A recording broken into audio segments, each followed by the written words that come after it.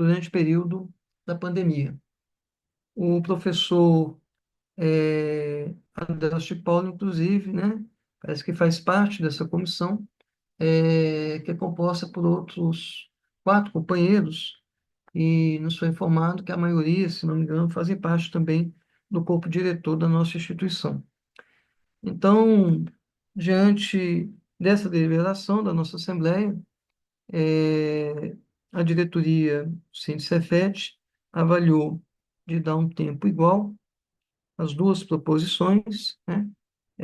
Aquela que defende os termos do projeto e também aquelas que questionam o sentido de como vem se constituindo as políticas de ensino à distância, substituindo aulas presenciais nas universidades ou centros federais de educação tecnológica, institutos federais, né, também. E logo em seguida, nós vamos estar abrindo aí 3 minutos de intervenções para os companheiros e as companheiras que estão aqui acompanhando poderem fazer suas ponderações críticas, perguntas, eh, e outras questões relativas ao tema. Aquelas que não queiram usar da palavra podem mandar a pergunta aqui no chat, né, para a gente poder eh, encaminhar aos colegas que estão sendo convidados, mas também, enquanto diretoria, aquilo que nos cabe poder responder.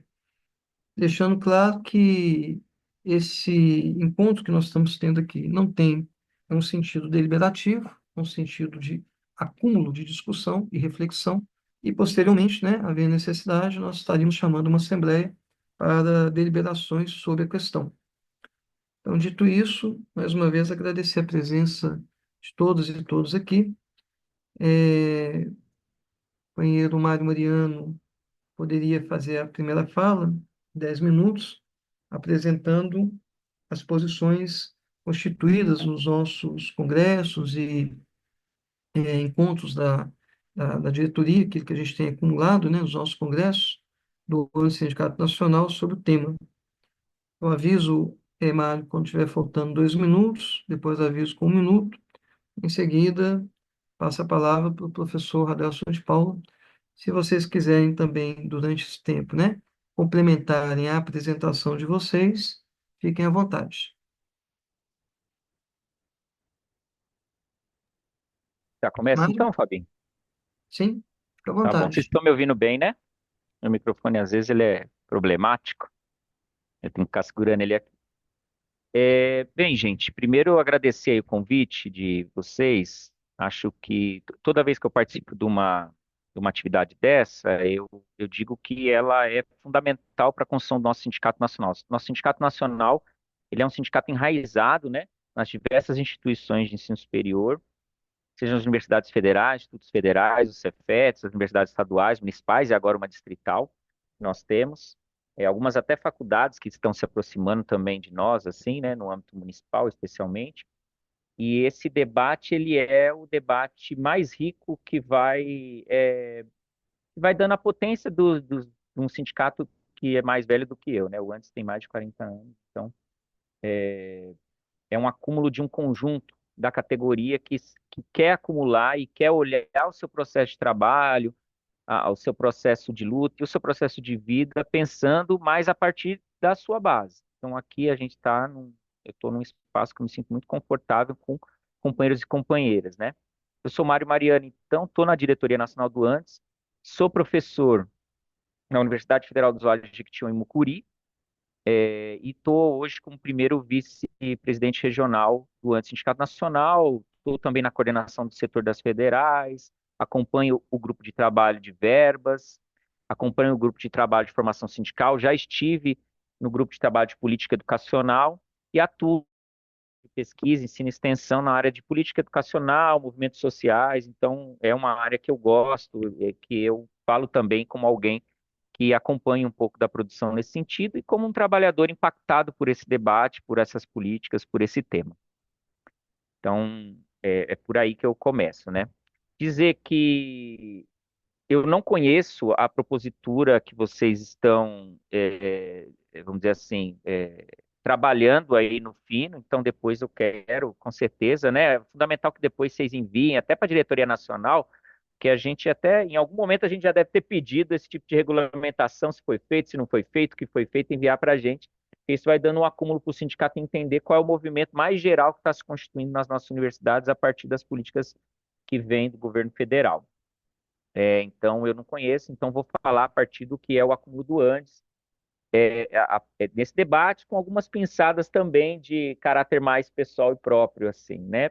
É, então, acho que a primeira coisa que eu quero dizer é que, como referência das discussões que eu vou fazer aqui, tem um material importante do Andes-Sindicato Nacional, que é uma cartilha, que depois eu posso disponibilizar para vocês, mas é fácil de achar no site do Andes, que chama Projeto do Capital para a Educação, volume 4, o ensino remoto e o desmonte do trabalho docente.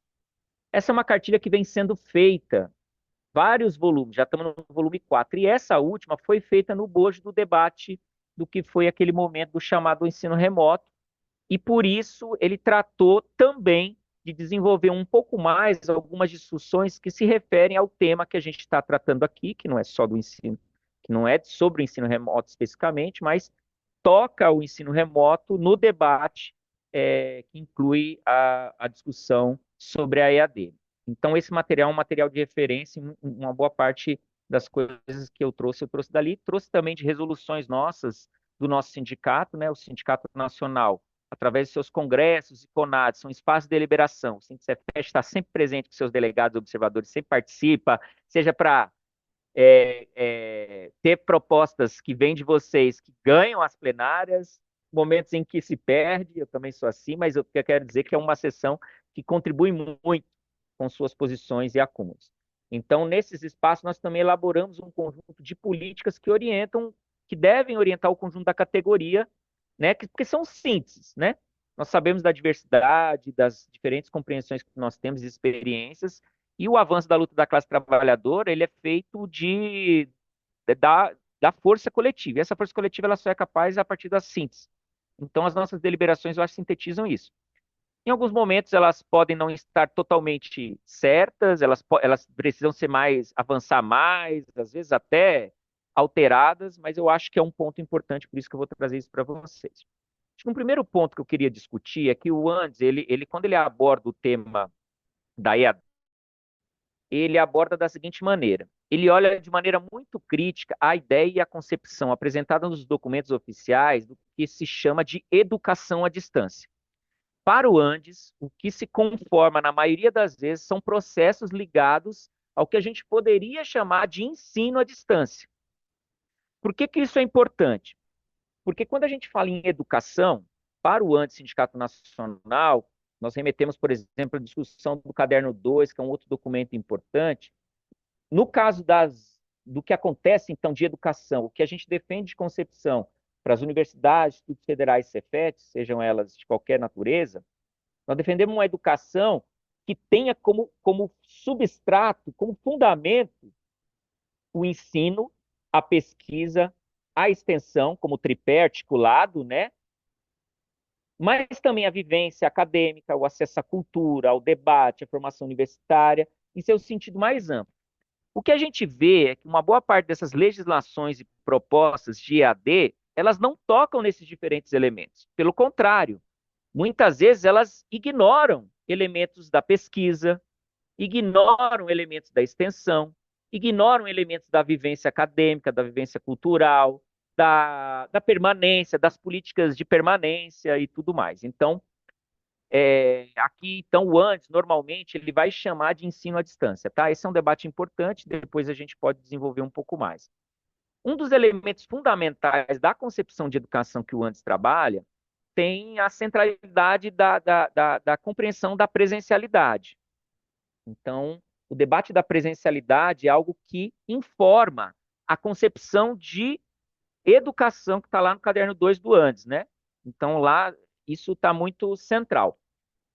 Então, eu acho que é nesse sentido que a gente deve pensar a riqueza de possibilidades de mediações, dentre elas, aquelas que articulam instrumentos ligados às tecnologias da comunicação, à própria internet, dentre outras tantas que a gente possa discutir aqui, que podem e devem ser pensadas para reforçar a nossa concepção educativa, que tem a ver com a articulação daquelas dimensões, e num sentido de reforçar esse elemento, esse princípio da presencialidade, porque isso é fundamental.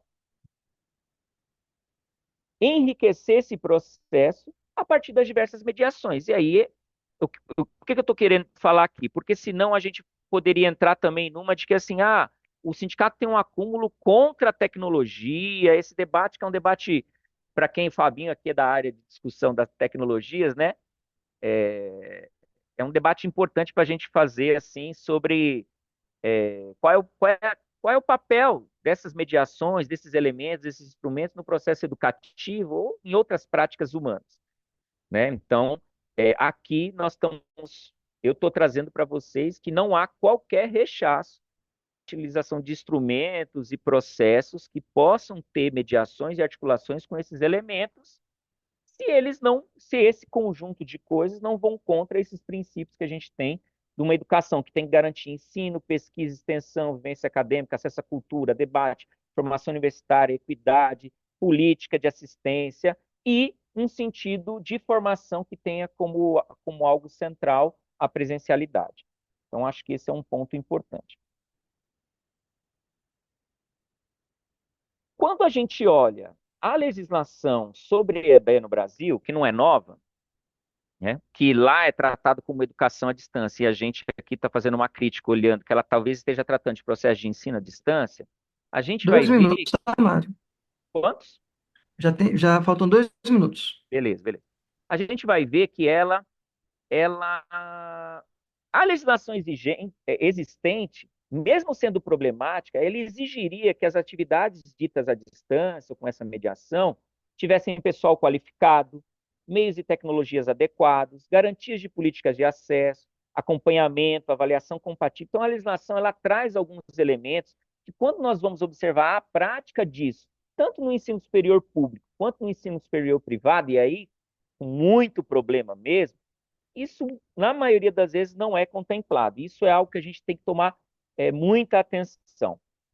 Isso não é, na nossa observação, por quê? Porque esse processo de EAD, de ensino à distância, de EADização, ele é parte, no nosso ver, de uma política mais geral de dos interesses do capital no Brasil, da política neoliberal, que está vinculado às grandes organizações internacionais, como a própria OMC, o Banco Mundial, a própria Unesco, em alguma medida, né, que trazem políticas que querem ampliar esse processo de edificação muito numa justificativa de ampliar o acesso e fortificar a empregabilidade. Esses termos, então, esse interesse do interesse do capital, a gente não pode deixar de lado.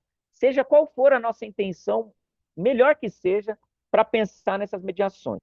Isso vale para tudo, mas no Um campo da minuto. educação, isso tem uma centralidade importante. Só para a gente ter uma ideia, como que isso se conforma, por exemplo, no ensino privado? Eu peguei um dado de um texto recentemente feito pela professora Andréia Arada, que é uma professora de educação básica do Sindicato de Professores de Guarulhos, e ela vai dizer que, por exemplo, a Selv, que é uma dessas empresas que tocam vários cursos particulares, ela tem 537 mil matrículas EAD para 235 professores EAD. Então, o que dá uma média de relação estudante-docente de 2.000 e tralalá. Esse é o projeto do capital, que fica muito explícito na educação privada. Então, veja, nós não podemos, em nenhum momento, de entender que há um processo de interesse das políticas em síntese, sejam aquelas que foram radicalizadas em governos golpistas, como o de Temer, governos neofascistas, como o de Bolsonaro, mas também os governos petistas que se colocaram como ampliadores desse universo da edização e da própria privatização. Esse interesse ele está colocado, então nós não podemos deixar de pensar nisso.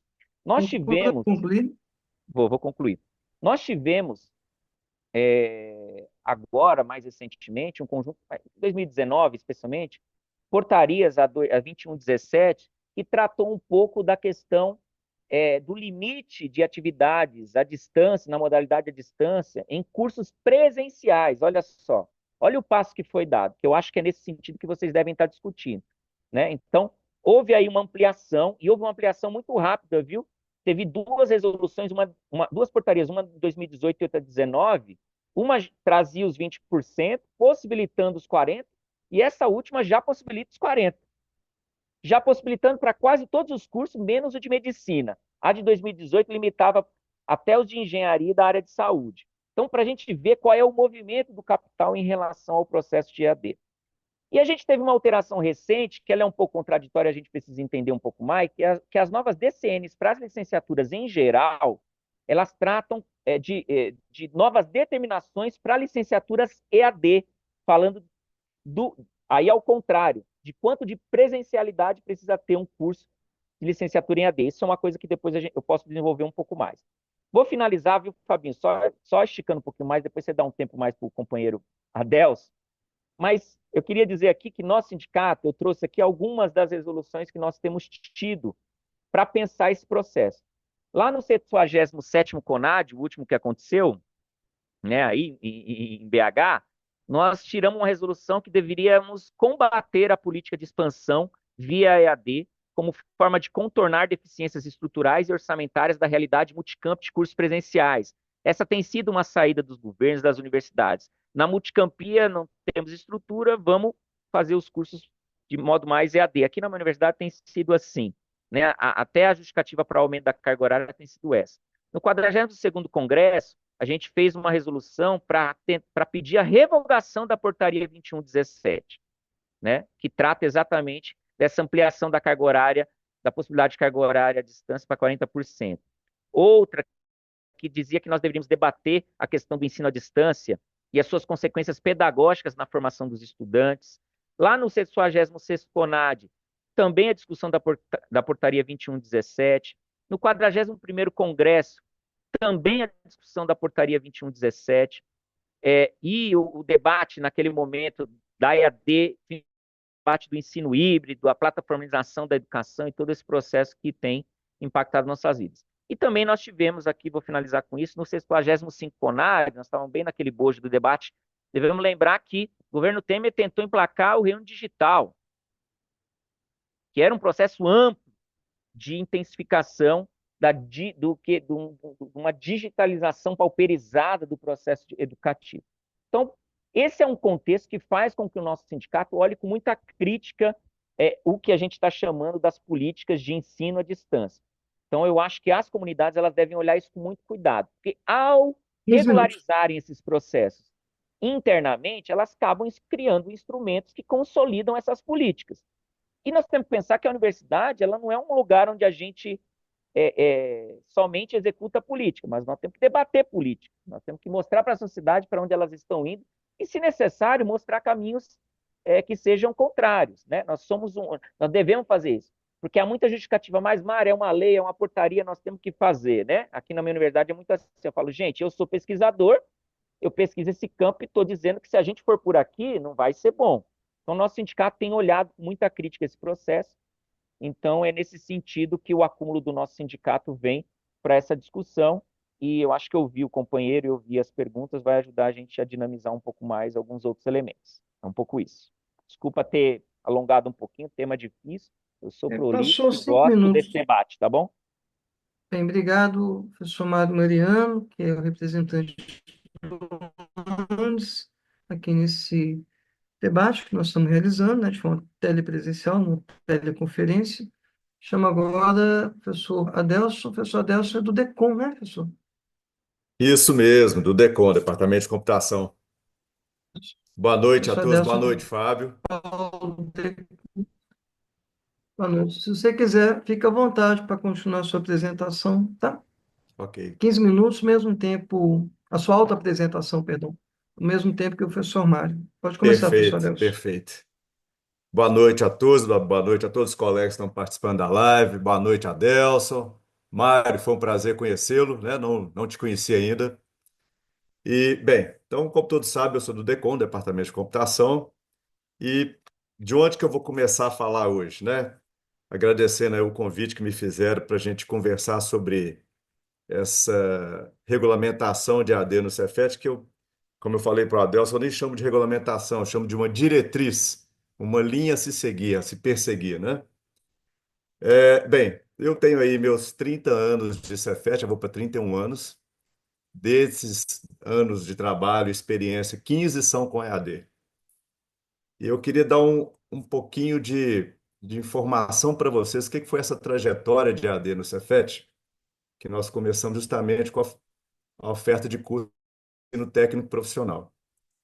Foram muitos os desafios que nós tivemos aqui para desenvolver esses cursos na área de ensino profissional, mas também tivemos muitas experiências exitosas. E o meu foco hoje, a forma de ver a educação à distância e o ensino à distância, tem uma visão bem prática da implementação e de como conduzir esse processo. Então, dentro desse princípio, nós tivemos aqui muitos desafios para a implementação de uma educação à distância eficiente, que é totalmente diferente do ensino remoto, porque ela atende a metodologias, a processos didático-pedagógicos que são bem organizados para estruturar essa educação. E o ensino à distância, que vem como elemento aí de trabalho em cima das atividades de aula e atividades de ensino, ele praticamente foi moldado buscando técnicas diversas que pudessem solidificar a construção de conhecimento. Então, hoje, dentro do Cefet, dentro do Núcleo de Educação à Distância, que está vinculado à ADEPT hoje, nós temos bastante conhecimento e compreensão de caminhos que são exitosos e caminhos que não são satisfatórios dentro de uma formação em AD. E que caminhos que são esses? Como que a gente pode determinar isso? Então, muitas variáveis que são elementares para um sucesso. E aí começa desde a formação do corpo profissional, do corpo docente, do corpo de tutores, de coordenadores, da equipe de produção de material, né? Passando pela estrutura de tecnologia, que tem que ser bem construída, da oferta e da dinâmica dos cursos, instruídos por uma coordenação pedagógica. É importante comentar aqui que dentro da educação à distância, o processo de acompanhamento pedagógico ele é muito mais incisivo e contínuo do que no presencial. O coordenador pedagógico tem um trabalho muito maior com os alunos para acompanhar e acompanhar um método de trabalho com os professores. E dentro desse princípio, nós visualizamos resultados bem interessantes que acabaram nos trazendo assim uma responsabilidade muito grande junto aos alunos. E aí, dentro desse princípio, eu acho que eu vou falar pelo NEAD, né? Nós entendemos que o EAD dentro do Cefet ele proporcionou um processo de inclusão muito interessante. Nós conseguimos atingir alunos que muitas das vezes não conseguiriam ter a participação no curso técnico, ter uma formação qualificada dentro dos limites que nós tivemos, né? Mas uma formação qualificada que pudesse ter realmente a proposta de inserção no mercado. Tivemos resultados vários de alunos nos agradecendo e apresentando o quanto eles foram felizes depois que eles fizeram o curso e tiveram condição de entrar no mercado, passaram em concurso, foram aceitos em contratações diversas dentro dos polos, né, na região dos polos que nós desenvolvemos o curso, que no total foram 9 polos, né, fora Belo Horizonte. Bem, então, dentro desse princípio, eu vejo com muito bons olhos o Cefet, com um atraso que eu entendo aí de, no mínimo, 15 anos, instituir uma diretriz para ter uma política minimamente adequada, para começar a se instituir de uma forma organizada e, no meu modo de ver, conservadora, de uma política de EAD, aonde tem uma restrição maior do que a legislação sobre a carga horária limite, para atender as disciplinas os Sim, conteúdos que, por acaso, venham a ser inseridos nos cursos presenciais, onde tem-se o cuidado de estabelecer detalhes ali quanto à necessidade de estrutura, a necessidade de formação do professor, do docente que vai atuar, onde que se registra, né, e evidencia a necessidade dos planos de curso, tanto para o curso de graduação como curso técnico e pós-graduação, aprovação dos seus conselhos, avaliação realmente do mérito daquele curso e da metodologia didática que vai ser desenvolvida. E, para além disso, é importante perceber que a nossa instituição ela trabalha em vários níveis de ensino, desde o curso de extensão, aos cursos os cursos de ensino profissional, passando pela graduação, pós-graduação. Em cada nível desse, a educação à distância tem uma forma de ser estruturada e o ensino à distância pode ser aplicado a partir de ferramentas diferenciadas. Então, esse é o cuidado que está sendo colocado dentro dessa diretriz, que eu nem chamo de regulamento ainda, mas eu chamo de diretriz, justamente para quê? Para que aos poucos o Cefet vá se adequando, se organizando e verificando quais são os reais benefícios e também verificando o quanto ele consegue avançar em função da estrutura que ele possui. Então, deixar claro que dentro dessa, até entendendo a fala do Mário, em onde ele traz aí os questionamentos e os cuidados que o Andes, né, coloca a sociedade a partir das experiências que tiveram. Eu acho que é muito importante também ouvir essas experiências que estão sendo realizadas nas unidades federais e perceber quanto está sendo exitoso muitas das ações que foram construídas. E, né, sem esconder os vários problemas e os vários limites também que nós temos. Isso não podemos esconder de ninguém, não é? Mas então é isso, Fábio. É só uma breve fala sobre esse contexto aí das diretrizes. Eu fico à disposição para a gente tirar dúvida, construir conhecimento aqui e coloco meu conhecimento prático na área para favorecer a todos aí. Ok? Obrigado. Ok, eu que agradeço, professor Paulo. Paulo não, perdão, professor Adelson. Adelson, perdão. Que agradeço, professor Adelson. Então, nós vamos, como combinado, na abertura dessa live, né? Vamos estar abrindo aí com 3 minutos, os demais companheiros e companheiras poderem intervir. Nesses 3 minutos, os companheiros e companheiras podem fazer intervenções é, sobre o tema, ou podem também fazer perguntas, questionamentos, né? Ou outras considerações, tanto do método, no processo que está tramitando no CEP, quanto do mérito também. Eu peço aí auxílio do professor Marcos. É, já temos inscrições, Marcos? É uma questão de ordem, Fábio, Fábio. ô Uma Fábio, questão de ordem. Oi. Fábio, boa noite, Mário, boa noite, colegas. Tem uma questão de ordem do professor Rondinelli e tem uma Sim, inscrição já do Diego. a questão de ordem prevalece. Pode fazer, Rodinelli. Vocês estão me ouvindo aí? Bem? Sim, sim, ouvindo bem. Dada a complexidade e importância desse tema, eu acho insuficiente o tempo de 3 minutos. Então, eu encaminho para que as falas sejam de 5 minutos na primeira fala e de 3 minutos na segunda fala. Esse é o meu encaminhamento. Entendi.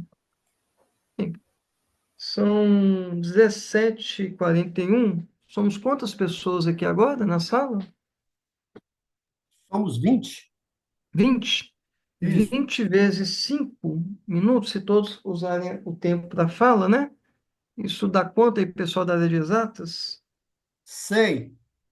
100 minutos, ou seja, 1h30, né? Mais 3 minutos para réplica. Então, mais 2 horas que nós teríamos aproximadamente, né? Eu, da minha parte, sem problema. Então, são 7h41. Essa proposta do companheiro Rodinelli, nós teríamos aí aproximadamente 2 horas, talvez um pouquinho mais, esticando então até 9h41. Eu fico só com um certo receio da gente terminar, óbvio que aqui não é nada deliberativo, é mais acumulativo, né? Uma plenária esvaziada, mas se a maioria avaliar que 5 minutos está de um bom tamanho, sem problema. Ô, Fábio, O pode ser que nem Mário, todo mundo fale, Oi? entendeu? Pode ser que nem todo mundo fale. Eu acho que vamos, Sim, vamos trabalhar com 5 minutos. Vamos começar com 5, então. Tudo bem. Quem está inscrito primeiro? O Mário está com a mão levantada, mas o Diego, ele se manifestou logo no início, falou só, quero inscrever para participar desse momento depois das exposições. Então, o Diego foi o primeiro a se manifestar. Aí Tá. depois o Mário. Eu não sei se o Mário fala primeiro, É. porque eu não sei se é O em meu encaminhamento. é uma pergunta. É para Ah, mais para eu entender a situação de vocês. É uma pergunta para o Adelson mesmo. Porque o Adelson está lá na comissão, ele que essas informações nem sempre a gente tem fácil, então os companheiros que estão nas tarefas mais árduas aí podem nos ajudar. Porque a tua compreensão, Adelson, que você disse que acha mais que uma escrita de diretriz do que uma regulamentação. Mas aí é uma pergunta bem prática mesmo. O que vocês vão fazer, do ponto de vista mais formal, é regulamentar a portaria 2117, pessoal? 21, 17 e 19. 2117, ou vocês vão fazer uma política vinculada à educação à distância do Cefet, ou vão fazer as duas coisas. É mais para eu entender, porque eu acho que isso ajuda também um pouco dos debates aqui, né, até onde a gente pode ir, porque uma coisa é as nossas intenções, também outra coisa é aquilo que as próprias legislações nos impõem, né? Aqui na minha universidade eu fico muito assim, né? Aí o pessoal fala, não, mas a legislação impõe. Então, só para eu entender em que momento que vocês estão aí, além do debate riquíssimo que está aqui, mas assim, da tua tarefa, do que a universidade está fazendo nesse momento. Se você puder, só Tá, então eu me vou, situar. eu vou deixar mais claro, ok, Mário? Obrigado aí pela pergunta. Na verdade, esse documento ele traz uma diretriz institucional para organizar as ações de EAD na instituição. Ela não define uma regulamentação completa e nem define o órgão que vai organizar isso dentro do Cefet.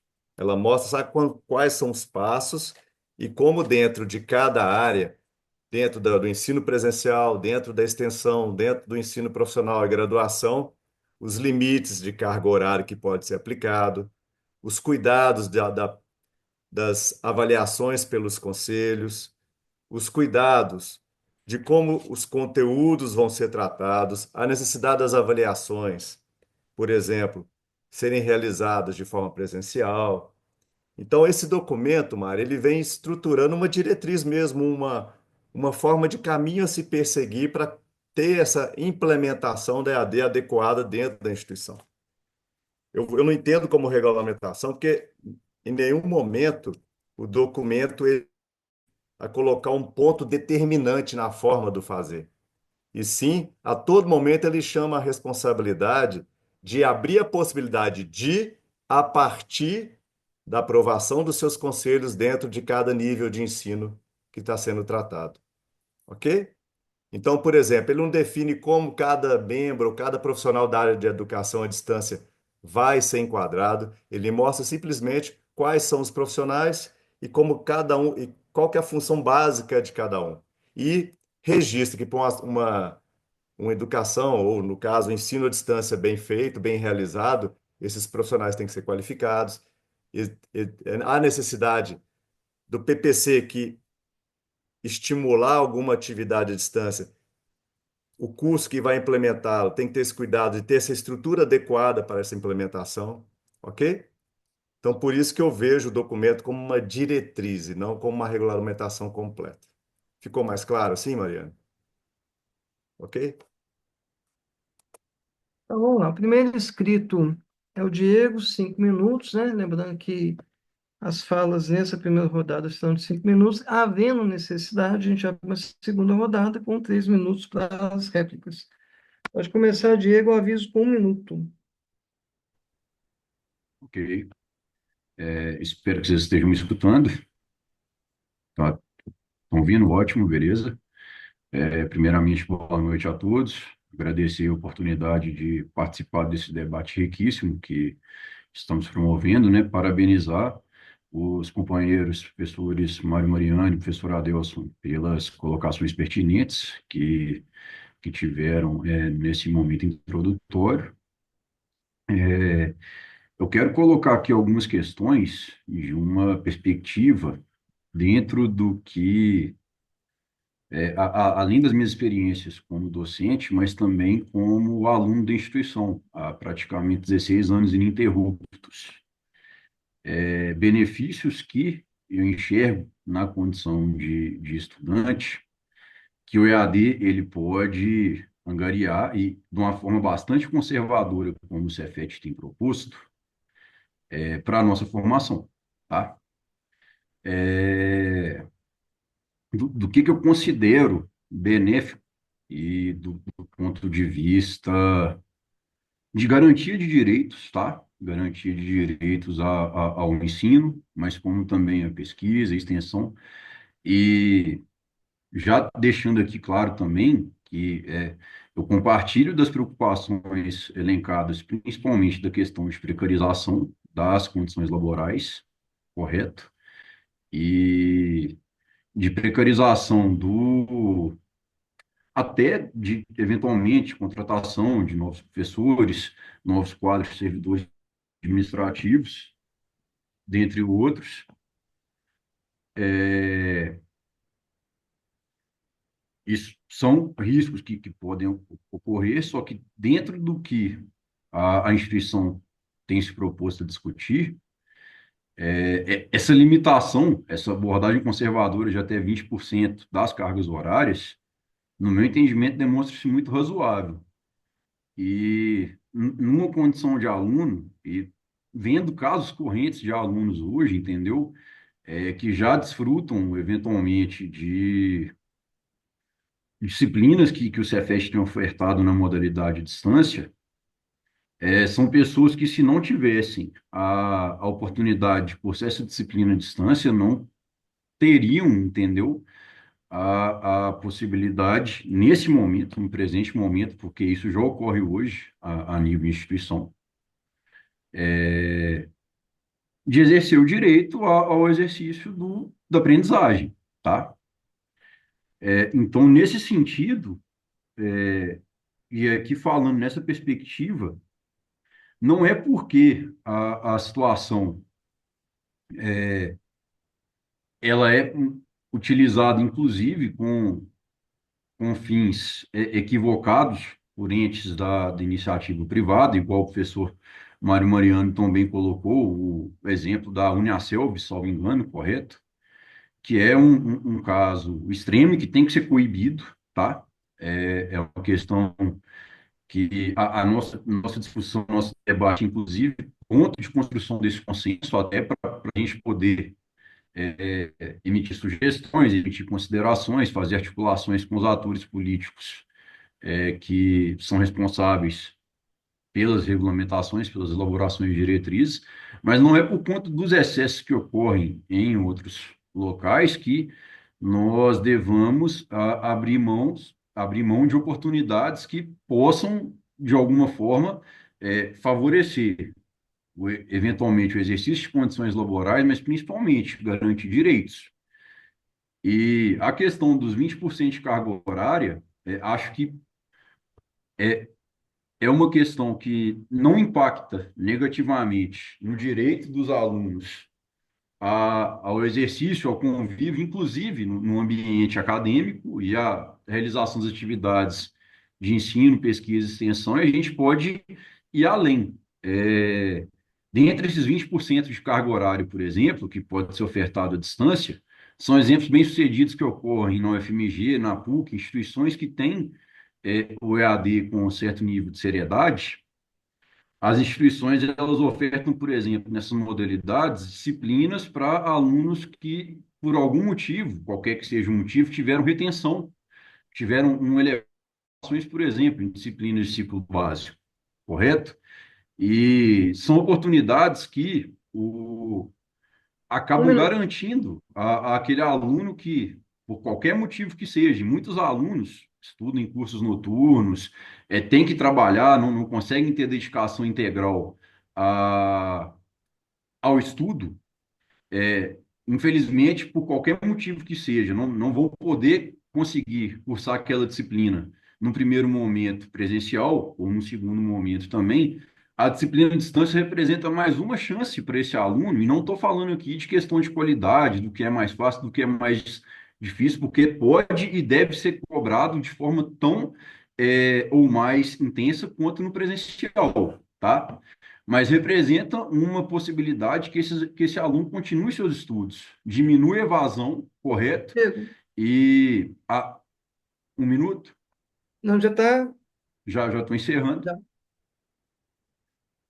Próximo. É, e representa essa oportunidade para o aluno não evadir dos cursos e como sindicato, que também está muito ligado à questão das pautas de trabalho, nós somos trabalhadores, não só da nossa categoria, como a gente também está na luta pelos direitos e benefícios das demais, eu entendo que a educação à distância é uma oportunidade para o estudante trabalhador, sabe? E que a gente não pode abrir mão para poder garantir direitos para os nossos alunos, para as pessoas que necessitam muito mais, tá certo? De acesso à educação pública gratuita e de qualidade, do que tem quem eventualmente tem condições de dedicar integralmente para o ensino presencial no nível universitário. Eu sou Adelson, depois eu. Pode começar, Adelson. 5 minutos. Eu queria retomar a partir da nossa Assembleia, né, que foi um posicionamento que eu externalizei na Assembleia. Eu queria retomá-lo e que está relacionado com a centralidade que o Mário conferiu à presencialidade dos cursos que nós ofertamos no Cefet, os cursos presenciais. A minha grande questão é qual a razão de nós substituirmos o ensino presencial pelo ensino à distância? Porque eu entendo que quando você faz essa substituição, você tem uma perda irreparável. Eu não desconsidero que seja possível ofertar ensino à distância com muita eficiência, com qualidade, como foi relatado pelo De Paula. E aí acredito no relato dele. Mas a minha questão é, mesmo esse ensino, com todo o sentido exitoso que ele possa ter, ele não substitui a interação presencial que a educação presencial proporciona. Então, eu parto desse princípio. E reafirmo ele, mesmo ouvindo os relatos. Quer dizer, você pode sim ofertar ensino à distância em certas condições em que o presencial não é possível, mas quando o presencial é possível, eu não estou convencido de que o ensino à distância tem uma qualidade que substitui a interação presencial. Foi colocado na Assembleia que a gente precisa de mais estudos. Eu não tenho conhecimento das experiências, né, que são feitas no ensino à distância. Aí eu me coloquei a tarefa de, depois da Assembleia, fazer um levantamento, um estudo inicial. E fiz um pequeno levantamento bibliográfico. Como a maior parte das experiências que acontece no ensino à distância é na rede privada, os dados que eu tive é da rede privada. E aí os dados não são nada animadores, né? Você tem índice de evasão de 75%, levantados pela Associação Brasileira de Educação à Distância, pela Universidade Aberta, que são instituições que estão implementando o ensino à distância. Então, você tem um índice de evasão muito grande. Quando você vai detalhar por que a evasão, os alunos identificam a dificuldade de conciliar trabalho e estudo. Então, se no ensino presencial, a conciliar trabalho com estudo, tempo de trabalho com tempo de estudo, é um fator de evasão, pelas experiências na rede privada, o ensino à distância não será a solução. O que a gente tem ainda de relato da rede privada é intensificação do trabalho docente, ampliação da carga horária, essa fragmentação entre professor que concebe o curso, um que executa, o tutor. Eu vejo isso também de uma forma muito crítica, porque eu acho que o processo né, de você elaborar um curso, dar um curso como professor, essa separação entre a concepção e a execução, eu acho ela problemática. Isso é uma limitação que eu acho que traz o ensino à distância. Aí o De Paula relatou que isso é feito com muito cuidado, com muita integração. Certamente é uma experiência diferente do que eu vi nos relatos que eu li da rede privada, que isso é usada, inclusive, como fator de exploração de mão de obra, que você paga baixos salários para os tutores e confere a ele a maior responsabilidade pelo processo. E o professor que concebe e executa pouco interage com os alunos e fica numa posição apenas na concepção né, do ensino que está sendo executado. Então, o que eu vejo assim, eu vejo o relato do De Paula como uma experiência exitosa, considero, né? Mas mesmo assim, questiono muito que ela possa substituir o ensino presencial. E o que a gente tem de dados das experiências que são feitas na rede privada são dados que colocam o ensino à distância sob cheque, em termos de precarização, de intensificação do trabalho docente, da fragmentação do trabalho do professor. E, finalmente, isso que o Mário falou.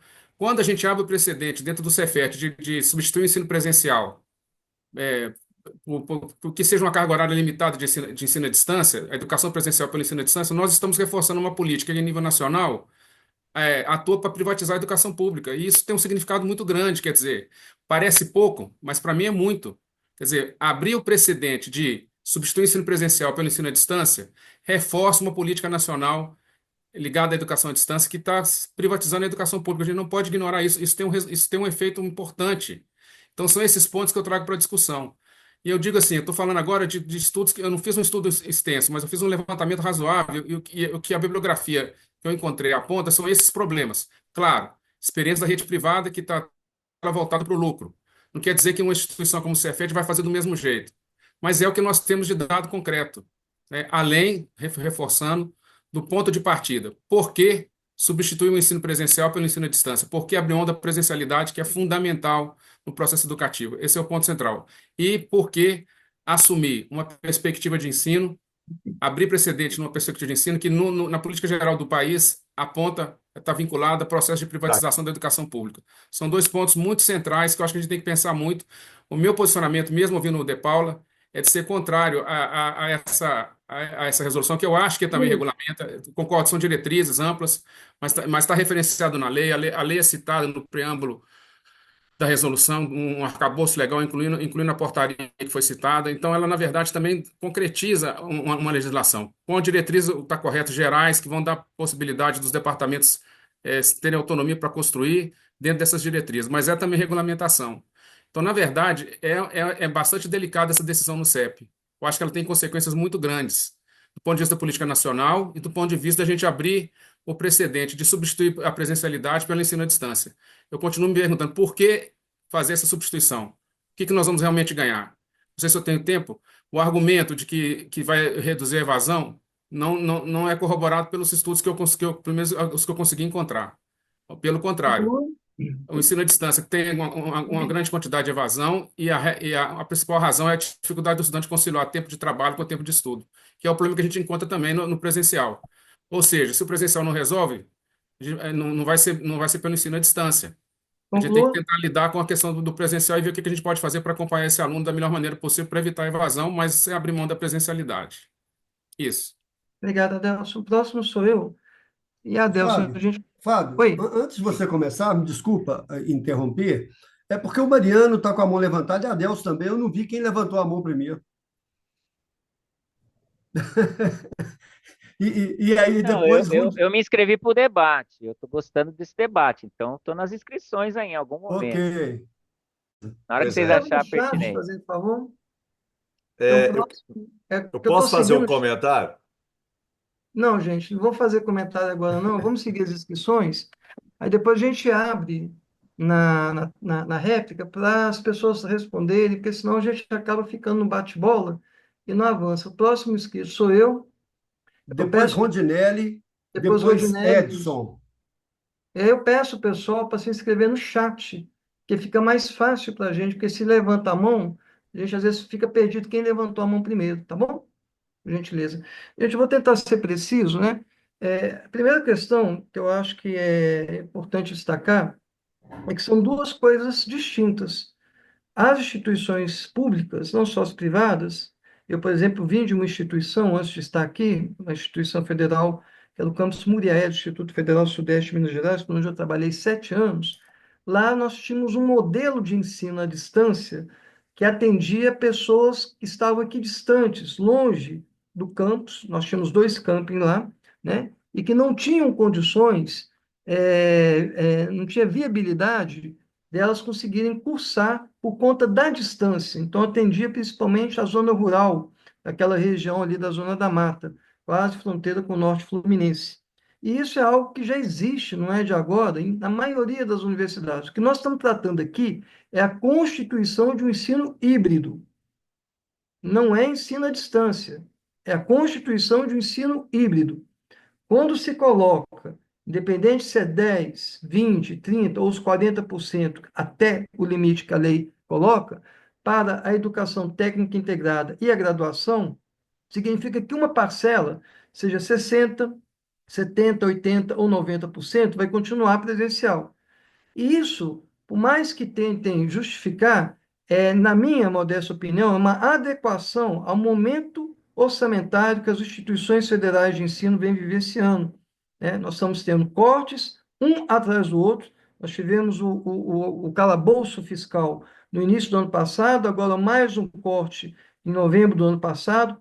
Possivelmente outros cortes virão, e essa conta não fecha, porque o governo faz uma propaganda de expansão da educação.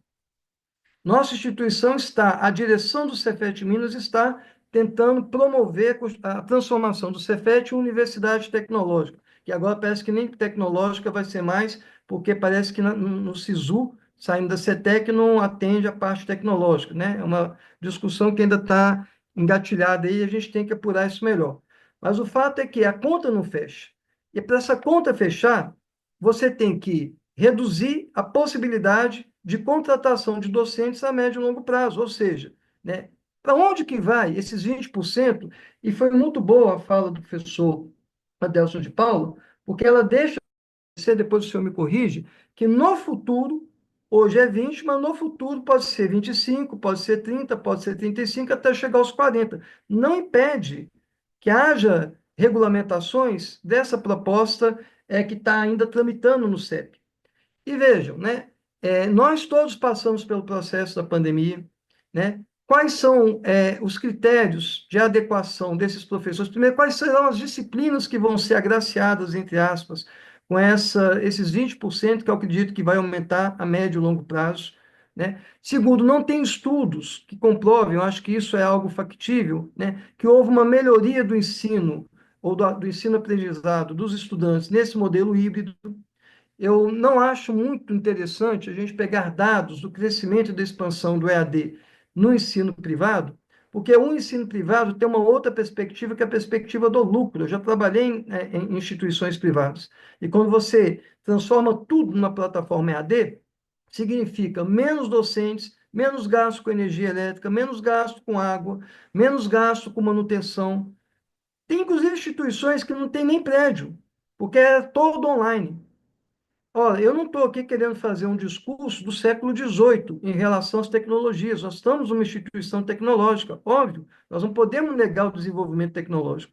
Agora, ao mesmo tempo, nós não podemos desassociar o desenvolvimento tecnológico e a apreensão desse desenvolvimento tecnológico, inclusive as ferramentas de educação, sob a lógica de um sistema privatista, de um sistema que reduz os investimentos na educação e que, no caso dos servidores públicos, vem nos tolhendo. Eu sei, no último debate que nós tivemos, ficou muito factível, né, na fala dos companheiros e companheiras do campus de Divinópolis. Eu sei que há um problema grave, gravíssimo, nos campos do interior, que é a questão da carga horária, né? Inclusive, o Cefet ainda não está cumprindo, isso nos preocupa muito. Nós vamos solicitar uma nova conversa com a DG para tratar desse assunto, a readequação da carga horária docente aqui do Cefet, em cima sobre aquilo que foi negociado com o governo Lula na greve do ano passado. Essa carga horária está sendo mantida, inclusive está sendo discutida para os encargos didáticos do ano de 2025, o ano letivo de 2025, não deve corresponder com aquilo que foi em 2024. E o que acontece? É natural que os colegas que estão sobrecarregados com 22, 23, até 24 horas semanais, optem por esse modelo, porque há uma ausência, uma carência de servidores em muitos campos do interior. Mas eu volto a fazer essa discussão, né? Nós estamos nos adequando a uma logística, a uma lógica de sucateamento, né? A uma lógica de precarização, e eu não imagino que vai ser com adequação que a gente vai conseguir resolver esse problema. Para concluir, né, na última Assembleia, que inclusive definiu essa live, para a gente poder aprofundar essa discussão, foi encaminhado que o Sindicefet encaminhe ao CEP que dê mais tempo para que os departamentos, e se possível, né, o Fórum de Coordenadores possa fazer um debate apurado, porque, muito francamente, nós temos representantes em vários órgãos colegiados que não saem do seu lugar de conforto para nos consultar, não fazem isso, nem prestam contas. Isso é algo lamentável, né, numa instituição que deveria ser mais democrática, uma democracia não só representativa, mas participativa. Então, a gente espera que haja mais tempo para que esse debate ocorra e, principalmente, que haja tempo para ouvir os estudantes, principalmente os estudantes da EPTNM, que eu acho que são os mais interessados. Em algum momento, nós ouvimos os estudantes da EPTNM, o representante dos estudantes no CEP procurou, o Grêmio do Cefet procurou fazer uma assembleia para ouvir os estudantes, que eu saiba não. Então, nós esperamos que esse debate aqui possa trazer elementos que a gente não negue o desenvolvimento tecnológico, mas que a gente não dance de acordo com o ritmo de uma música, de um baile que não é nosso e que não nos atenda. Terminei. Próximo, deixa eu ver aqui. Quem é o próximo aí, É gente? o Mário Mariano, depois o Rondinelli, depois o Edson, depois o Adelso de Paula. Então, então, gente, acho que muito bom esse debate aqui. E eu acho que eu queria aqui, até como direção do sindicato, né, que cumprir um pouco uma tarefa mais estática, que eu diria assim, menos flexível, eu queria estar um pouco mais liberto, mas eu acho que cumprir um pouco essa tarefa vai ser importante aqui, talvez para o debate que vocês estão fazendo. Acho que é muito importante que nesse debate que vocês estão fazendo, seja para avançar no que seja uma regulamentação ou diretriz, ou seja para não fazê-la, né, se a posição for outra e tudo mais, acho que tem algo que tem passado muito longe, que é o debate das condições de trabalho, a partir dessas diversas mediações, dentre elas essas mediações que passam pela internet, pela virtualidade. Acho que a gente, só para a gente ter uma ideia, não sei como é que foi o comportamento aí, né? Mas em algum momento da pandemia se colocou que teria algum tipo de apoio, e isso nunca avançou, né? Pelo menos na minha universidade nunca se avançou. Esse é um ponto importante, por quê? Porque a lógica mais geral na nossa sociedade é um aumento da carga do dispêndio financeiro mesmo sobre as condições de trabalho do trabalhador. E o que a gente tem observado é que a dinâmica desse processo de aumento da EAD impacta muito isso. Como que as instituições estão lidando com isso? Reposição de material, estão prevendo a reposição de material, pagamento de internet. Assim, por quê? Porque isso é condição fundamental para esse trabalhador trabalhar. Temos uma associação, uma seção sindical nossa, Adelso, que é dos tutores, docentes e demais profissionais ligados ao sistema do Rio de Janeiro, a DOPEAD chama. E eles vêm para o nosso sindicato e trazem muito essa discussão. E tem se avançado muito pouco nisso, muito pouco, muito pouco. Por quê? Porque nós estamos dentro de uma política geral de ajuste que não quer avançar nas condições de trabalho, né? Eu digo isso já para o presencial.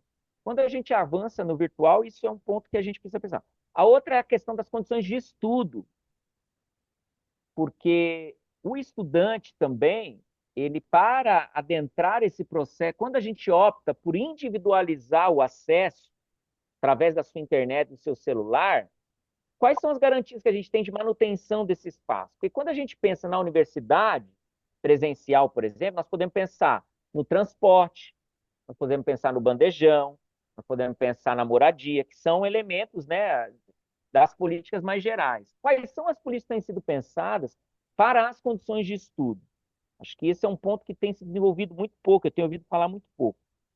Acho que um outro ponto também que eu acho fundamental, eu vou dizer o seguinte, eu até disse isso na pandemia. Quem defende o ensino presencial tem a bandeira de defender o uso crítico e emancipatório das mediações tecnológicas. Então, eu queria saber o seguinte, onde que está o avanço dos nossos sistemas de desenvolvimento de tecnologia da informação públicos, gratuitos? Aqui na minha universidade, avançou-se por convênio com a Google e hoje é ela que faz a mediação. Isso é gravíssimo, não é pouca coisa. Ah, Mário, mas você tem um e-mail. Nós estamos falando de política, de Estado, de um conjunto de informações. Nós sabemos que essas empresas têm interesse em seus lucros, né? Não é por acaso que há um mercado, há um negócio sobre isso. Nós temos que conversar sobre isso. E os nossos sistemas públicos desses processos, eu acho que nós temos de conversar, nós temos desenvolvido muito pouco. E por fim, uma coisa que eu acho que seria muito interessante vocês atrelarem aí nesse debate seriam os resultados, mesmo mais iniciais que a gente tem tido, da pesquisa de saúde inocente do Antissindicato Nacional.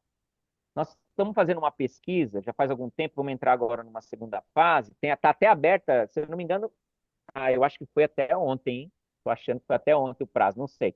Tem que olhar direitinho, mas estava aberto para a gente responder. Mas uma das coisas que essas pesquisas têm mostrado é que há um processo de intensificação do adoecimento docente e do processo de é, financeiro do docente. O docente é ficado né, mais comprometido a sua renda. E aí uma parte desses resultados dizem muito sobre esse processo de ampliação da virtualidade. Os professores, é uma pesquisa que a gente tem feito, então acho que esses resultados devem ajudar vocês também a debater um pouco esse processo, tá?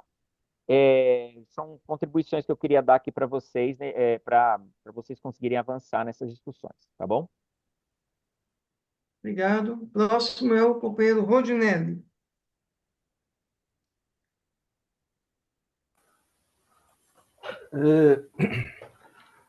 Novamente, boa noite a todos e a todas, porque pode ser que tem gente que chegou depois. Bom, eu gostaria de falar o seguinte, resgatando minha fala no dia 11/12, eu falei muito rápido no final sobre as pessoas que defendem, né?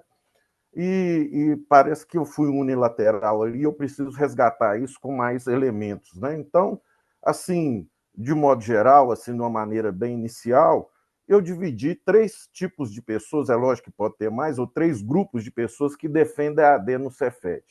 Tem aquelas que, como diz o Fábio e o Mauro, né?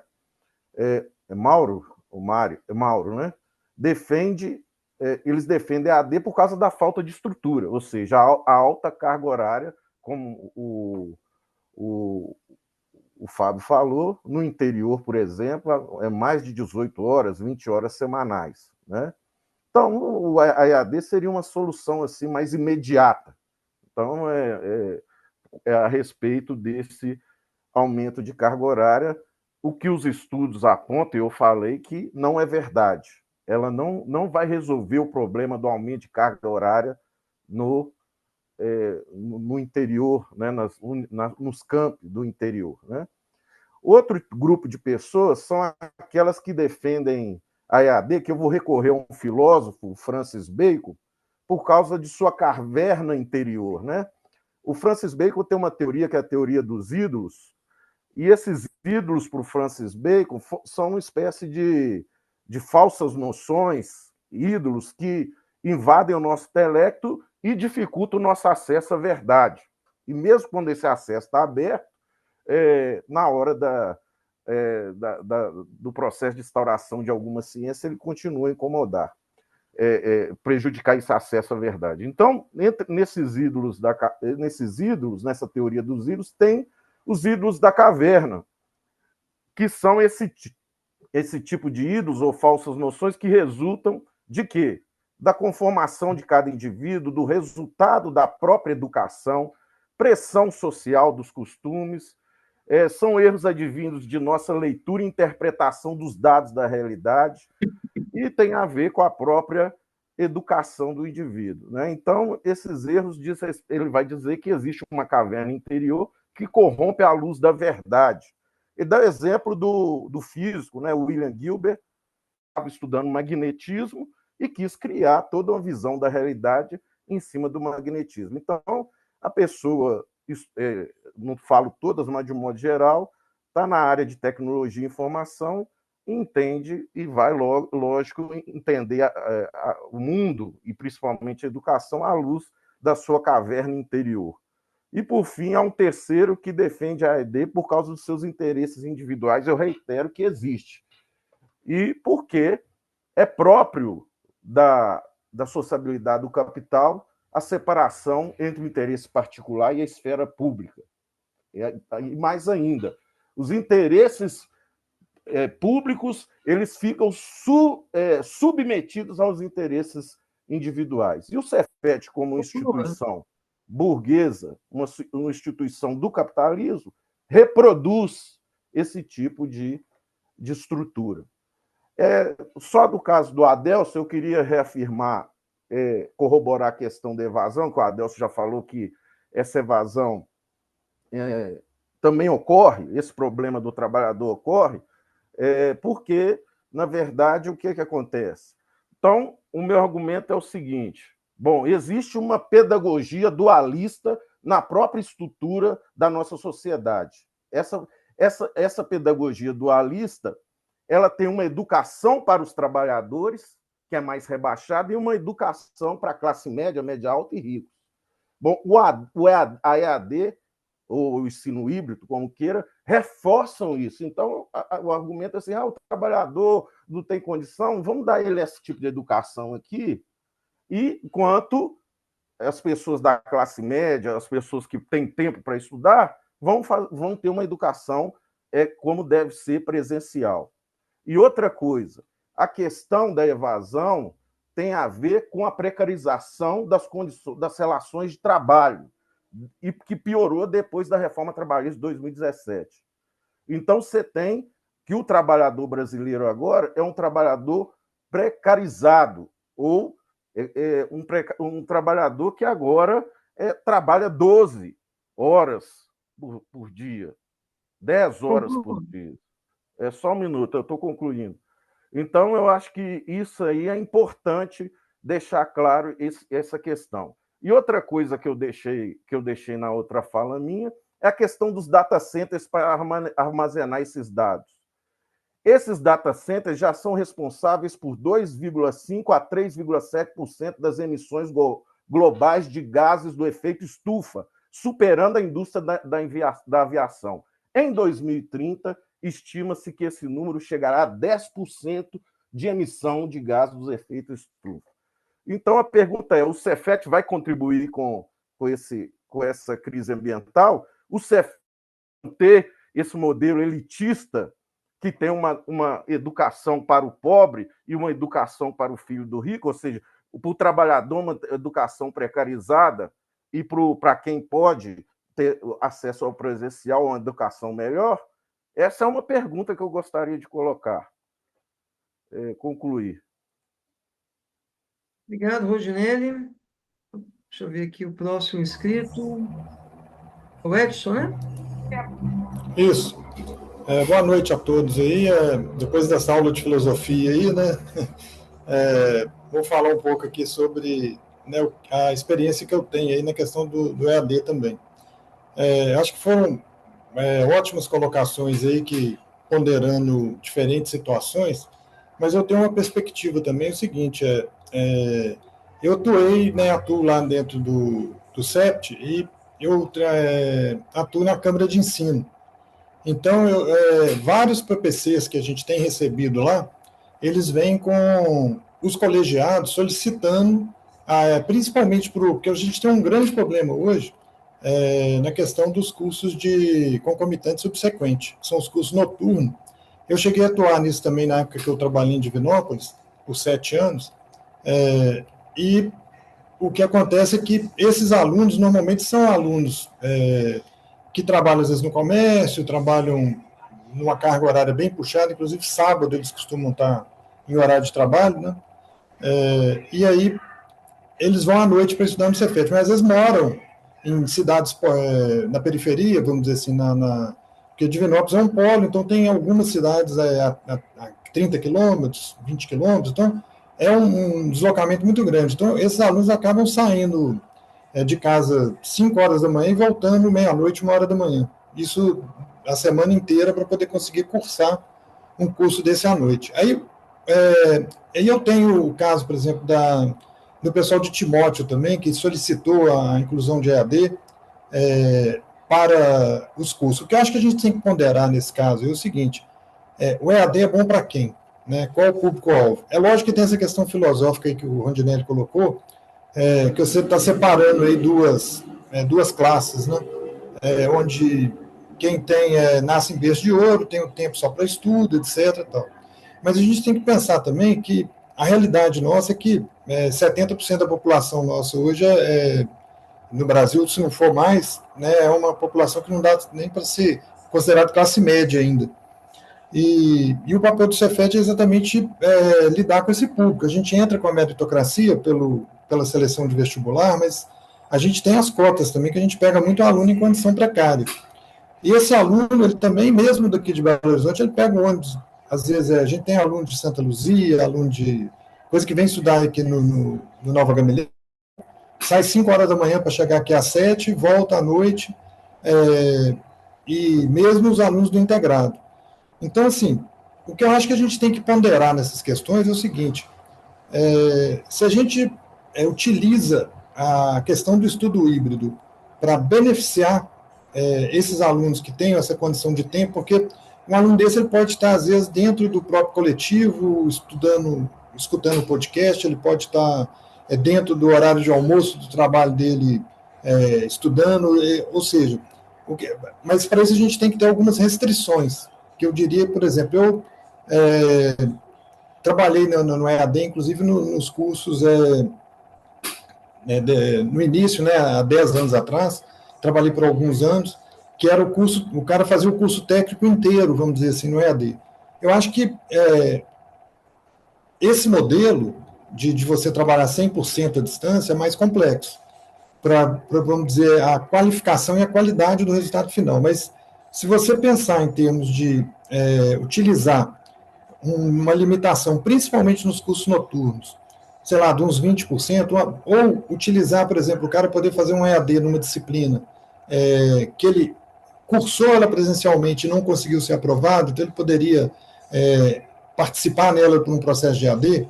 Ou outro caso que a gente tem, hoje eu tenho a entrada são números mais ou menos reais, agora na última seleção, o curso de informática foi o curso que mais tem, curso técnico de informática lá do Nova Gameleira, ele tem mais de 3.000 candidatos para 30 vagas, 35 vagas. Cultura. Então, assim, o que acontece? Os alunos que entram na ampla concorrência, eles entram com 35, 45 a 50 pontos lá. E os alunos que entram pelas cotas, eles ficam 20 pontos abaixo. Então, existe um gap de 20 pontos entre o aluno que entra pela ampla concorrência e do aluno que entra por cota, basicamente. Então, e esse público ele é tratado de forma igual lá no ensino integrado. Então, se a gente tivesse para esses alunos um apoio à distância, que eles pudessem também, além de isso funcionar como um reforço, mas você tendo um material bem elaborado, que ele pudesse, nos momentos dele de casa, pudesse estudar isso com um estudo dirigido, porque o ensino à distância ele funciona muito bem se você tem. Até não sei se vocês viram ontem, apareceu uma professora do Rio de Janeiro, que está na França, ela mostrando o método dela para lidar com o pessoal carente de ensino. Então, ela colocou lá o seguinte, tem até um nome, eu esqueci o nome que foi apresentado ontem, que é um projeto que lida só com esse público, e ela fala o seguinte, bom, o método é o seguinte, eu dou 10 minutos de ensino e depois o resto é só atividade prática para esses alunos, porque eles não conseguem concentrar mais que 10 minutos.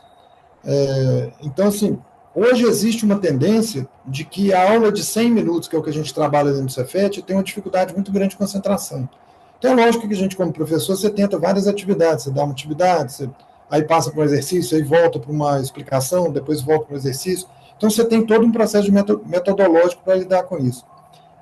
O EAD, se ele entrar com um processo de apoio ao ensino presencial, porque a gente não pode abandonar o presencial, mas a gente vê uma limitação de 20%, e principalmente a utilizar esse recurso para o aluno que está repetindo, ou para o aluno que está num EAD, que está no ensino concomitante ou subsequente, eu acho que a gente tende a ajudar muito esse tipo de público. Então, eu acho que a gente lidar também com uma questão preconceituosa de dizer, não, o EAD é tudo de ruim, o ensino à distância é tudo de ruim, e o presencial é tudo de bom, existe problema dos dois lados. Porque eu acho que a gente pegar a parte boa que a gente tem dentro de cada um desses e somar, o resultado ele pode ser muito mais positivo.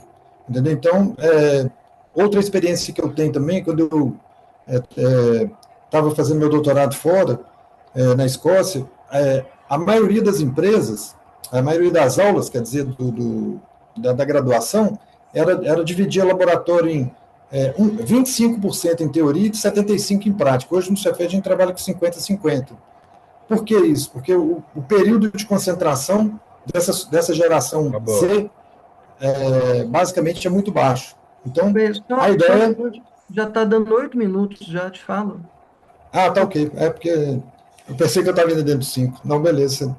Então é Não, isso. já Basicamente é essa ideia. Tá joia? É isso. Obrigado. Obrigado, viu? Adelson? Sou eu? Ok, vamos lá. Eu quero só fazer um posicionamento em função de algumas questões que foram colocadas, para ser mais pontual. Então, em resposta aí ao meu xará, em nenhum momento essa diretriz foi produzida e vem no Cefet para ser votada no CEP com proposta de substituição de um curso num formato presencial por à distância. Não tem nada disso, não existe isso. A proposta é criar uma diretriz que oportunize, dentro da instituição, integrar, colocar de forma colaborativa as tecnologias digitais, e aí isso incorporar dentro de um ensino à distância, e a metodologia e o procedimento didático-pedagógico de uma organização da educação à distância para atender demandas que são de cursos dos vários níveis. Ponto. Se vai ser no percentual de 10, de 15, de 20, de 30, está lá no limite do documento, está limitando a 20, limitando a 20. Mas quem coloca o percentual, eu quero deixar isso bem claro, é o colegiado do curso dentro da proposta daquele curso. Um curso de extensão, por exemplo, para a formação de uma especialidade lá em segurança de redes, ele pode ser totalmente digital, ele pode ser totalmente à distância.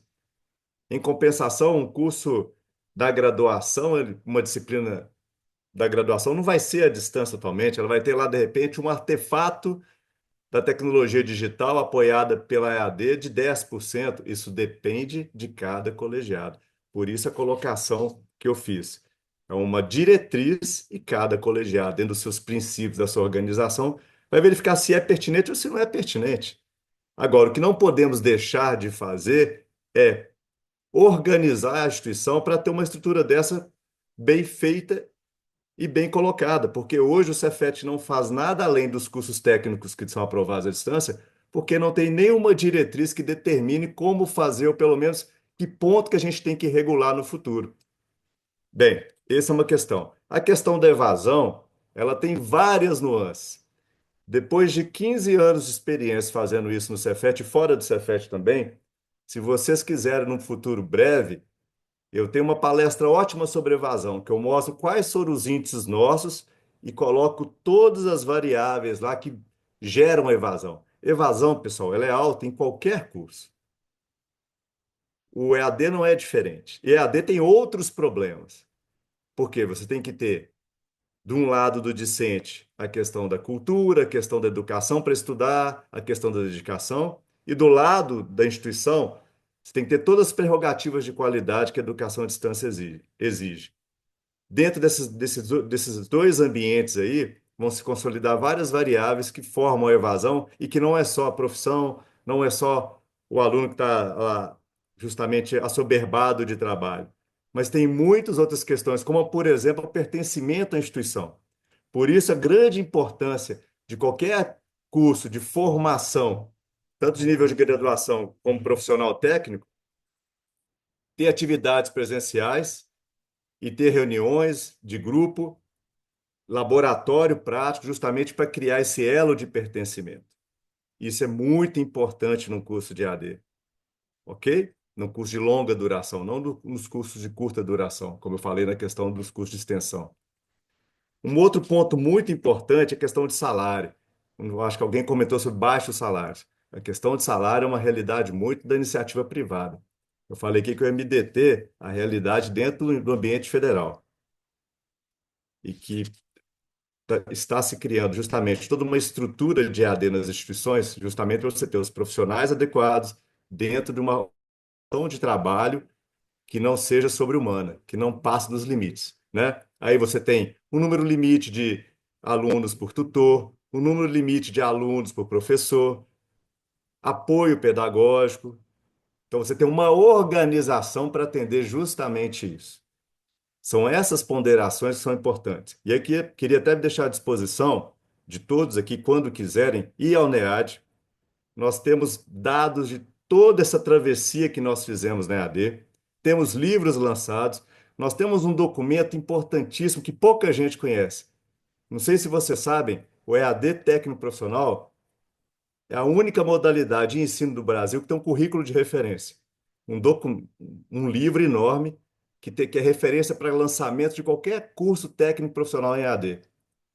Isso foi feito lá em 2012, foi entregue para o MEC e, infelizmente, não se colocou na prateleira de todas as instituições de ensino pelo MEC para ser base e referência das construções dos cursos à distância do ensino técnico. Mas isso está pronto. Ok? Bem, outro mais. Professor, Sim. Falta um minuto? um. Ok, perfeito. Essa integração que eu coloco do EAD com o curso presencial, ela pode acontecer em vários níveis, como o Edson colocou. Pode acontecer como construção de repositórios de conteúdo para integração de conteúdo de professores. Ela pode ser como base de informação para os alunos para rever a aula que foi dada, base de informação de exercício. O professor William Salum tem uma tese de doutorado dele, que ele desenvolveu a recuperação paralela usando tecnologia à distância e fez a comparação com recuperações realizadas presencialmente no passado. E ele teve um resultado objetivo muito maior do que o presencial, mostrando que a questão de metodologia, se é de modalidade, se é presencial ou à distância, não está sozinho, porque por trás você tem metodologia. E quando teve metodologia e foi bem desenvolvida, teve sucesso. Então, para fechar, é importante entender não criar duas nuances, duas conotações de modalidades de ensino, uma que funciona e uma que não funciona. Qualquer modalidade, se mal executada, não funciona.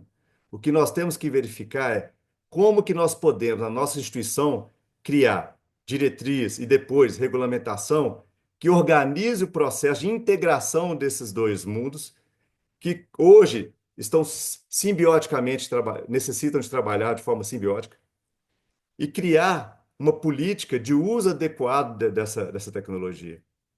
Eu acho que não podemos ver com nuances separadas. E, fechando o conceito, eu acho que é dentro desse propósito que nós vamos ser mais adequados na instituição desses dois mundos, sem criar essa dicotomia entre essas propostas. Bem, é isso. Obrigado, professor. Mais alguém inscrito nesse tempo de 5 minutos? Não, quem reescreveu aqui foi o Rondinelli só. Tá, então, gente, eu vou fazer o seguinte, que já são 8h35, eu, por exemplo, amanhã, às 5 horas da manhã, eu acordo, tem aula cedo, lá no campus Nova Gameleira, alguns aqui também, tem que deitar cedo. Eu vou sugerir que a gente feche as inscrições dos 3 minutos na fala do professor Rodinelli, que já tem inscrito, tá bom? Aí faça as inscrições aí no chat. Rodinelli, 13 minutos, aviso com 1 minuto. Tá. Então,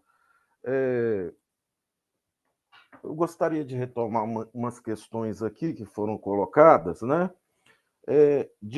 Que eu considero que a gente tem que pensar a experiência pessoal, ela diz muito pouco sobre a realidade. Eu, embora tenha formação na filosofia, eu confio muito na ciência também, porque ela tem uma universalidade muito mais ampla do que qualquer experiência profissional, por maior que seja.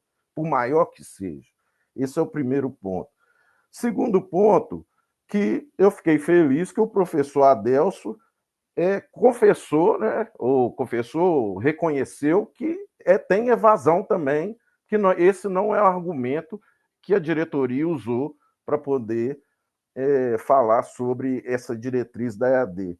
E ele também acabou reconhecendo aquilo que eu já disse na outra assembleia, que não existe regulamentação para ausência de legislações e especificações mais diretas caracterizando tal modalidade de ensino, ela não é regulamentada. Então, o próprio professor falou isso, que fez uma coisa no interior do Cefet e o MEC não acatou.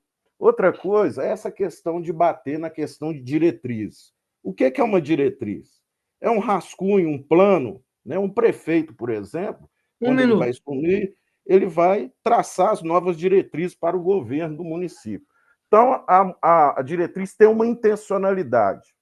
E o último ponto que eu gostaria de colocar é justamente a questão do seguinte: há um processo nas instituições de ensino do Brasil, o FMG, ou o próprio Cefet, que é aclimatar todas as políticas, todas as resoluções, toda aquela sociabilidade própria do capital ou do pensamento ocidental liberal.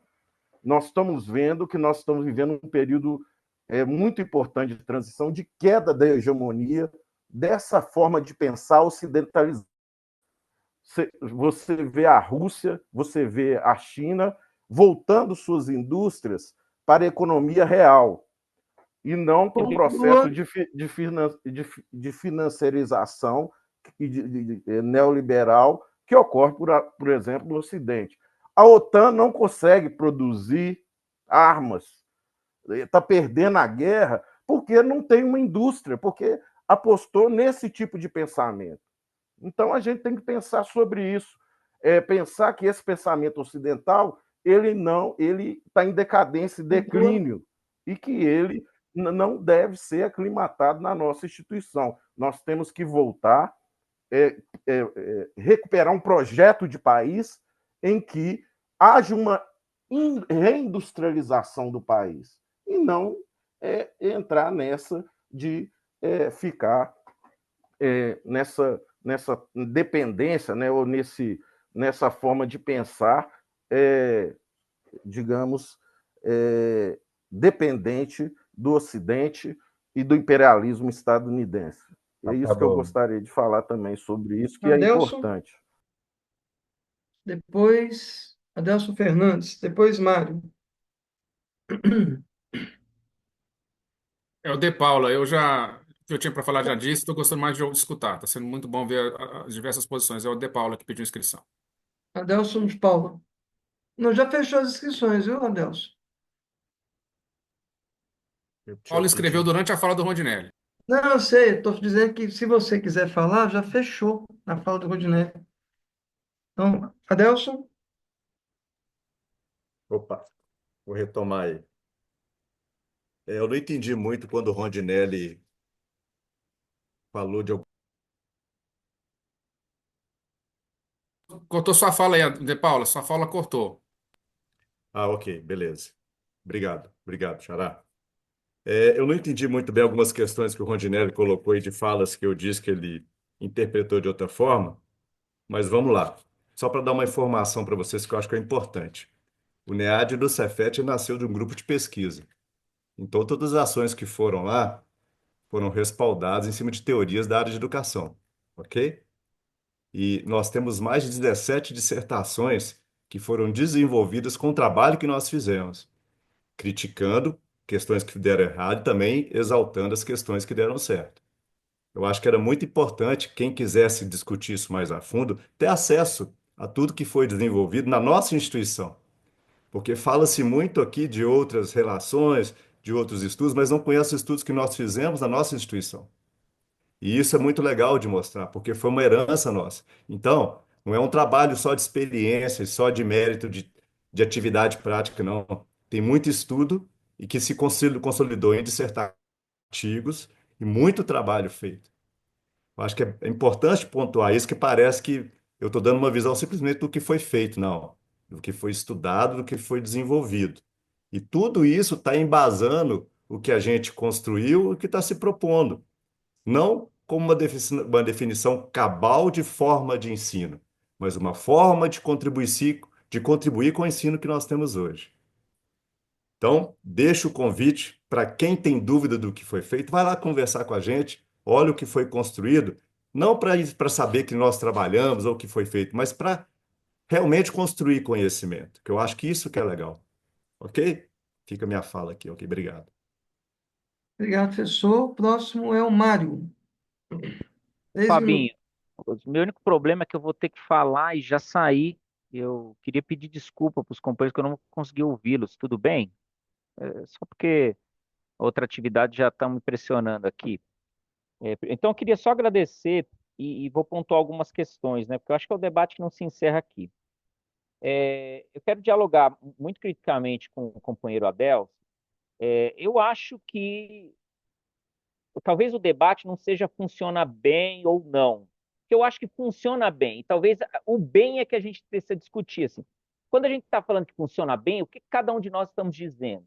Como isso se relaciona ao projeto mais geral que o capital tem para essa perspectiva? Porque isso eu acho que eu tenho visto pouco nas pesquisas, sabe, Adelson? As pesquisas vamos dizer assim, que tratam de questões mais positivas da experiência EAD, elas tratam daquela experiência de modo mais localizado e não relacionam essa dinâmica mais geral. Veja, a contradição que a gente vive é possível fazer coisas boas localizadas, mas que de alguma maneira elas fazem parte de um processo mais geral de precarização, entendeu? Elas não ajudam a alterar aquele processo. Então, acho que aí tem um debate importante para a gente fazer entre nós. É, qual é o sentido? Quando a gente fala assim, o Diego colocou aqui, está formando muita gente.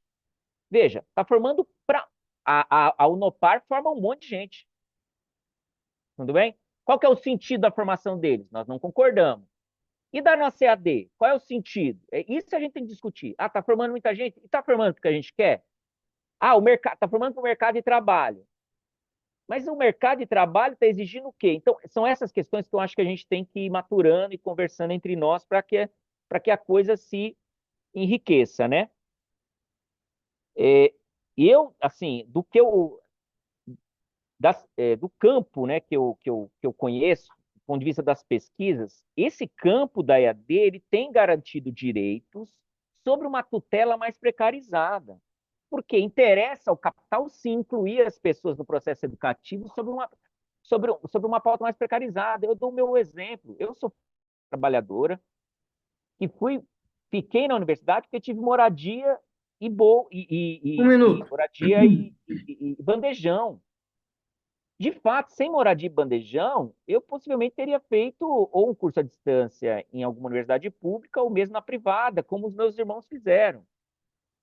Agora, o sentido disso, e eu acho que acho que talvez eu concordo em parte com o Odinei, acho que a gente pensar essa dualidade, esse debate da dualidade dos nossos sistemas, ele é muito importante, porque a longo prazo ele produz um processo de manutenção da lógica de uma sociedade que divide aqueles que trabalham mais, que recebem menos, mesmo que estejam um pouquinho mais formados. Então, acho que isso é uma coisa que a gente tem que debater. E eu não acho que não tem fundamento, não. Está cheio de pesquisa, está cheio de teoria. Agora nós vamos discutir isso, porque tem teorias que incrementam uma determinada lógica e teorias que incrementam a outra. Então a gente tem que discutir isso, deixar isso mais claro para os nossos estudantes, para a Concordo. sociedade. Eu quero dizer assim, sabe que às vezes eu acho um pouco arriscado o debate, por exemplo, os colegiados decidem. Veja, nós podemos cair em situações corporativas também, né? Eu acho que tem que ser um debate muito amplo para a gente dentro da sociedade, com participação, porque senão também nós podemos cair num certo corporativismo nosso, assim, né? Não que não tenha que os colegiados discutir, mas eu estou dizendo assim, às vezes essas legislações são um pouco essa, né? A gente cria um arcabouço mais geral e a gente está dentro de uma cultura que os colegiados vão para esse sentido, de maneira mais liberta. Então, é um debate que me preocupa, às vezes, também dentro da universidade, que é um debate antigo que a gente faz sobre qual é a nossa compreensão do que é autonomia universitária. Mas eu acho que o que é fundamental, eu vou finalizar com isso, é que vocês estão cumprindo uma tarefa importante, que deve ser ampliada dentro do Cefet, entre os trabalhadores, seja professores e técnicos, com os estudantes, com as famílias, com a sociedade, sobre o sentido dessas alterações e qual é o contexto dessas alterações e as disputas que estão por trás dessas alterações. Eu acho que há disputas, elas precisam estar disputas no sentido assim, as divisões diferentes, elas precisam estar mais nítidas para que as pessoas e a sociedade possa olhar esse processo de maneira crítica e fazer as opções né, e ver o que quer avançar e o que quer deixar do mesmo jeito, e o que quer mudar e o que quer alterar. Acho que esse processo ele é fundamental para uma instituição educativa. tá bom? Eu vou pedir muitas desculpas para vocês, senão não vou conseguir ficar tanto mais, tá bom? Obrigado, professor Mário. O último inscrito sou eu. Pessoal, em primeiro lugar, queria agradecer a presença do professor Mário Mariano, professor Adelson. Como eu disse inicialmente, né, essa é uma plenária virtual que foi decidida na última Assembleia. Optamos por fazer à noite para dar oportunidade colegas que lecionam pela manhã e à tarde, e até mesmo no início da noite poderem participar. Ela não é deliberativa, ela é cumulativa, no sentido mesmo da gente trocar impressões, expor as críticas, as, as dúvidas, né? E principalmente aprender com esse processo que está se iniciando. Em segundo lugar, eu particularmente não vou me referir a esse modelo como EAD, eu entendo como um modelo híbrido, né? Ou seja, nós estamos discutindo aqui um modelo híbrido, é algo novo, que nem na pandemia nós tivemos uma educação híbrida, que, na minha modesta opinião, carece, de fato, de mais dados, sem subestimar muito menos desrespeitar os dados que o professor Adelso apresentou e outros colegas aqui, mas merece, com mais cuidado e atenção, fazer uma análise não só do contexto, mas das implicações daquilo que está se pretendendo como novidade aqui no Cefet.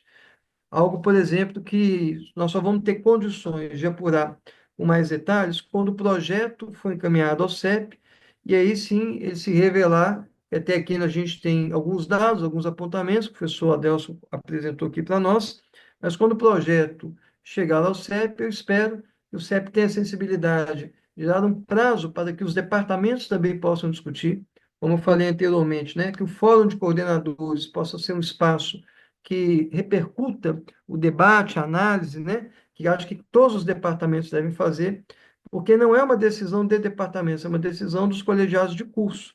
E o que o Mário colocou ainda há pouco é muito sério, porque se um determinado curso decide que duas ou três disciplinas que vão implicar no funcionamento acadêmico de um determinado departamento que não é o dele, né? Isso tem consequências muito, mas muito sérias. E volto a ressaltar a importância de envolver as entidades estudantis nesse debate. A gente fala muito em democracia, talvez eu anotei aqui a palavra democracia, ela foi citada mais de 10 vezes aqui na nossa live, sob diversas óticas, né, sustentando diversos argumentos. Mas é tão democrático quanto o debate interno com os nossos representantes, né, é fundamental que a gente escute, ouça, consulte e, principalmente, informe o público-alvo de todos nós aqui, que são os estudantes.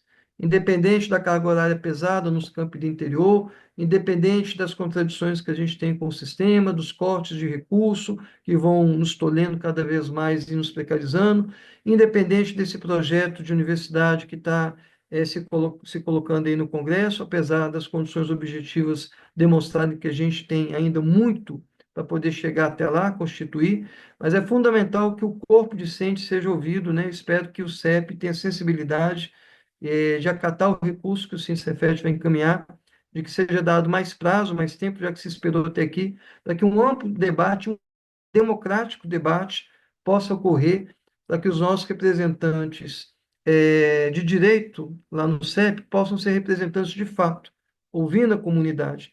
Coisa que eu quero deixar claro que até hoje, nesse tempo que eu estou aqui no Cefet, muito poucas vezes eu vi ocorrer, né? De me sentir representado, de me sentir consultado, de me sentir ouvido.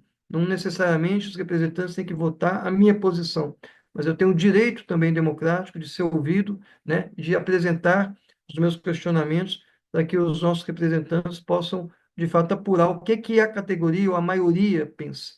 Então, é isso que a gente espera enquanto sindicato, né? A gente espera enquanto categoria também. Mais uma vez, agradeço a todos e todas a participação aqui nessa nossa primeira plenária, talvez de outras que virão, né, para sedimentar uma posição nossa e referendar, né, uma decisão que seja mais coerente com os nossos princípios acadêmicos e sindicais. Muito obrigado a todos e todas, né, uma boa noite e até o nosso próximo encontro. Forte abraço, pessoal. Marcos, se quiser fechar aí com chave de